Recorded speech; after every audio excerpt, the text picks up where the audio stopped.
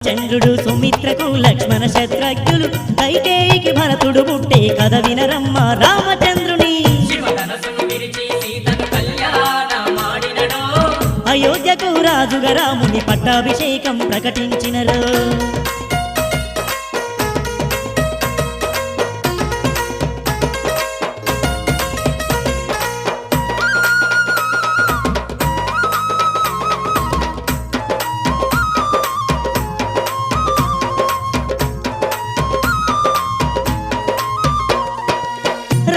పట్టాభిషేకం కైకేయికి కన్లు మండే దశరథుని మనసు మార్చి రామయ్యను వనవాసం పంపే